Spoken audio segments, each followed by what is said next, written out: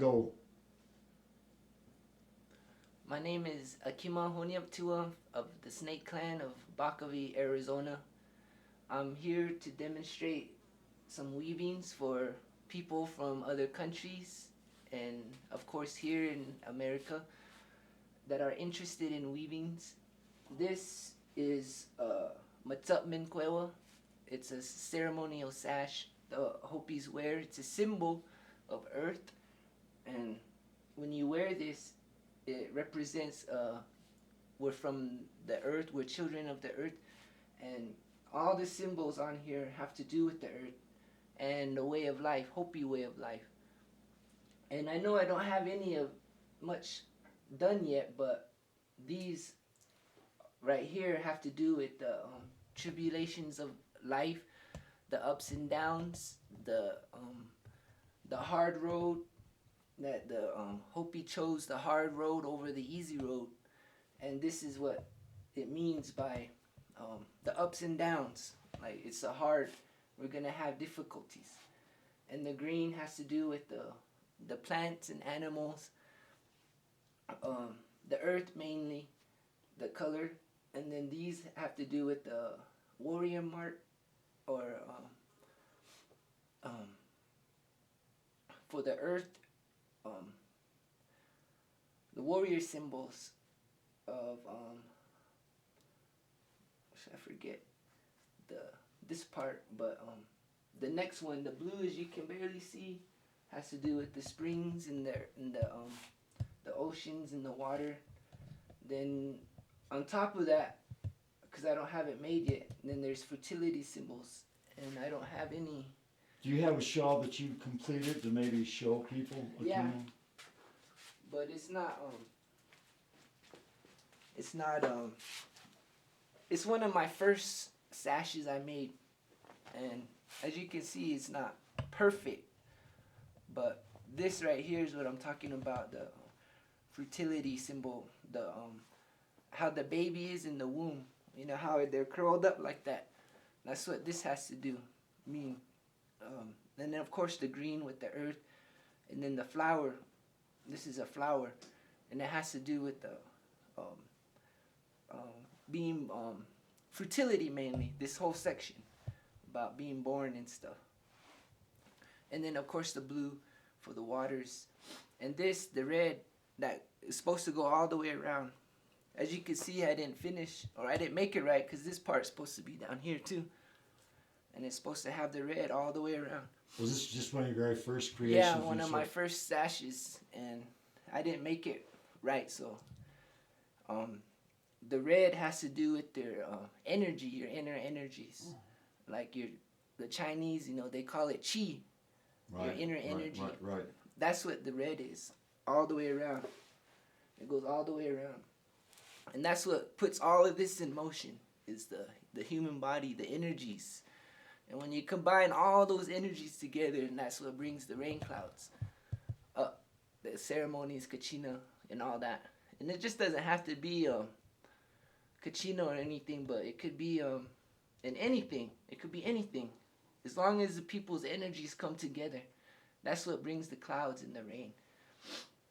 I want to remind people that you wouldn't know, but Ernest, I mean not Ernest, got Ernest on my. Ahkima, you got first place, didn't you, at Herd Museum again this year? 2 years in a row. 2 years in a row at the Herd Museum, but they have their annual Indian Arts Fair there in downtown Phoenix and Ahkima. Both years have came in first place there, so it's saying a lot. So. And I make these, and I do the Hopi Cueva that I can show.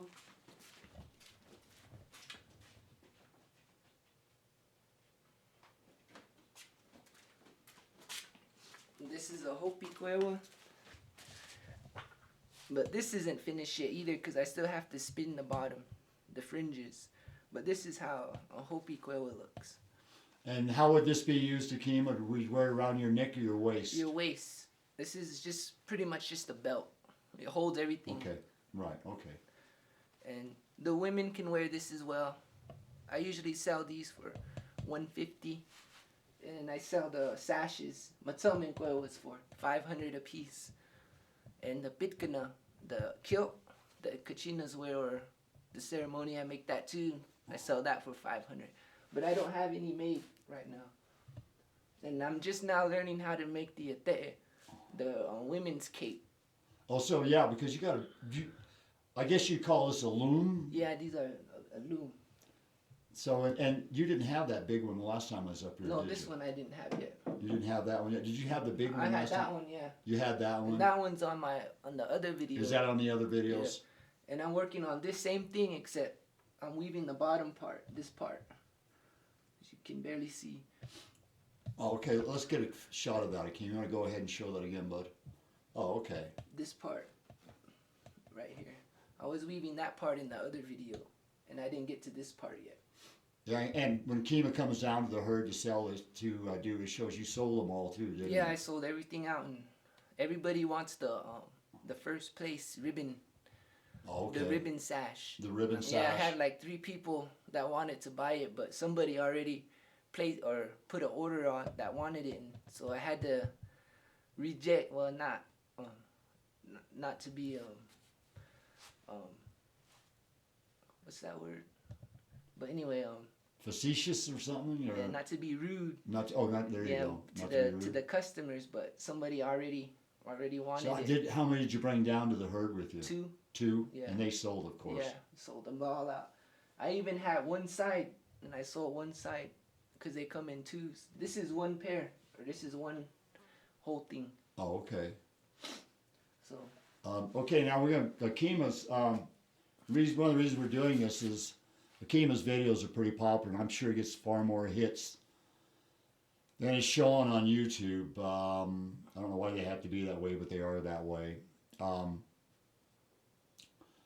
For all the people out there that have emailed me and requested me to do this, this is why we're doing it. People want to actually maybe give Ahkima give a little demonstration about his weaving techniques, and so we'll go ahead and just let Ahkima weave here for a while and do this. And like I said before, I'm up here with Ahkima for this couple of days here to make this little documentary. And from here, Ahkima are going to go down to his cornfield and some other places together. We're going to go some places together tomorrow. So we're going to put this all together, and we're going to, however long it comes out, if it's 1 hour or 2 hours, that's what this is all about. And this is important to me to get this out because it's 2012. Ahkima has things that he wants to tell the world. And I'm sure the world wants to hear what Ahkima has to say. So we'll just sit here and enjoy for a few moments. And you watch Ahkima work on do his, like I say, do his thing. And give you some idea. What we're going to do, too, is post. Ahkima now has a computer and an email address. And we'll post that on the videos so that you can now contact Ahkima to buy his artwork. And you already, from my other videos, know about Ahkima's paintings and stuff like that, too. So, but this is really what Ahkima's more famous for, is what he's doing right now for us. The weavings and the paintings. Yeah, now, it's always been Hopi tradition where the men were the weavers, right, Ahkima? Yes. Why do you think that was? Because the women have their own responsibilities. They have to take care of the home, the house. They have to cook, all that takes a whole day just for preparation. I mean, back then, so the men... Then the men had the time, in other words, right? Somewhat, yeah. But the men had to go farm too. And so there is that. And then the ceremonies and stuff. But the women everybody has their own responsibilities. The women have their work and the men have their work. And the men do the weaving and the women, they have, you know what I mean? Right. And so it's kind of interesting. In most societies, they would be frowned on almost that the men would be the weavers, right? You know what I'm saying? Yeah. It's just in the Navajo, you don't have men weaver. It's the women, I guess. So women do all the weaving. Yeah. Exactly. But over here is the men. We do the weaving. Now, did the women do the pottery, Ahkima? Yeah. The women did the pottery then, right? Pottery, baskets. Okay, and the baskets, huh? Yeah. Like I said, you can always tell that the Hopi were the first people because The designs on the Hopi baskets and stuff like that are relatively simple, and that just tells you they were the first people. And as other people took the Hopi idea, well, they had to make it look like their own style. So they'd add a little thing here and a little thing there to give it their touch. But the original Hopi artwork, and you really see it in the old pottery and stuff like that, very simple designs because they were the first. And anybody that follows any of my blogs and stuff like that, you know I'm a firm believer that the Hopis were the first inhabitants of North America. Yeah, and until somebody proves me wrong, I'm going to always believe that. Yeah, because this is where we were given.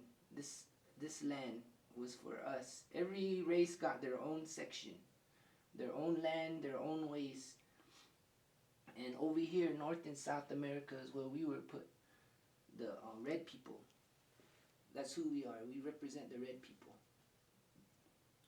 And if anybody, like I said, follows my blogs, the Hopi were the first red people, and the rest come along later. I think I've read, and Ahkima can correct me if he wants to, but I've read to where I think Ahkima agrees with me on this is as the Hopis did their migrations north and south and everything. Some of them, the members wouldn't move on, keep the migrations going. Yeah. And then that's how you got your different tribes. Yeah. Then they became Iroquois, or they became Navajo, or they became Cherokee, or whatever. But originally they were Hopi. But they didn't keep the tradition going and moving. Yeah, and so they became those tribes. And you see, in all their legends and all their stuff and all their art, it's all Hopi. Their basis is in Hopi. Even the food, like you know how you had, they call it Mexican food, but it's actually Native American food, because that's what we used to cook, like tamales and yeah, and anybody that knows anything about the Mexicans know the Mexicans are Native Americans. They were tribes. People get the idea that the Mexicans are Mexicans. Well, that's not right. The Mexicans were Indians. They're mixed. They're half us Native or Hopis. They're half Native American, and then they're half white. Because of the Spanish, we all know. Right. So, but I'm talking long before the Spanish even came here, when you had the Mexicans and the Aztecs and all that. Originally, they were Hopis. That's why you have Hopi petroglyphs. And it's a fact that you have Hopi petroglyphs from the top of North America all the way to the bottom of South America. Yeah, back then we weren't called Hopi yet. You weren't? Okay. We were called Hopi, but that wasn't until we found Oloribe is when they were called Hopi. But as a nation, as a name for the people, altogether we're called Hopi. We're supposed that's our name. It's not Native Americans or Indians. Yeah, what does Hopi mean again? Why don't you remind people? The people of peace or something like that? Yeah, peaceful people. Peaceful put people. It short, yeah. But it has to do with living with the planting stick and seeds, basically. Right. Okay. And we need to live off the earth, pretty much, and we need to go back to that. And I can discuss that later on about the different lifestyles. And being this 2012, there's going to be some big things coming up. Not necessarily this year, this moment, but I'm thinking it's going to be like next year or 2014 is when everything's going to pop off.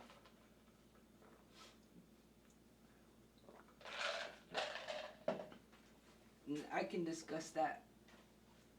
Like I said, we're going to go down to the Ahkima has his fields that are a few miles from here.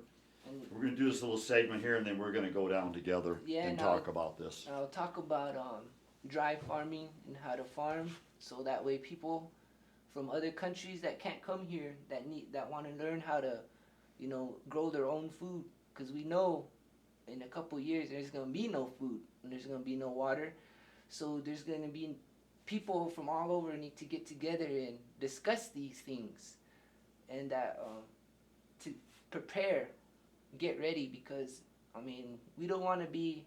We'd rather be safe than sorry. You know what I mean? And the people that are getting ready, I have respect for them, you know, that are already getting ready for like doomsday and all that stuff.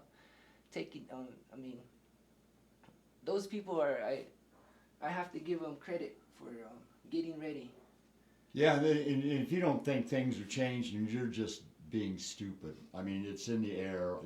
The When I talk to signs, people, everywhere I talk to people, they feel it. the signs is in front of us, and a lot of people aren't knowledgeable enough to see it. I mean, Yeah, but the TV and all that and Yeah. all the stuff is. I mean, is just the news. I mean, the news don't even tell you everything what's going on. They like to lie. That's why I don't like this government, American government, because it's just a bunch of lies. Everybody's, it's just or as I like to say, they're all actors. yeah. And they really are. They're actors. It's not knowledge. It's not truth. They're acting. Yeah, it's just a power thing, and that's the reason why this government fails. And it's gonna fail. And you know, I don't want to be disrespectful, but it's the truth. That's what I want.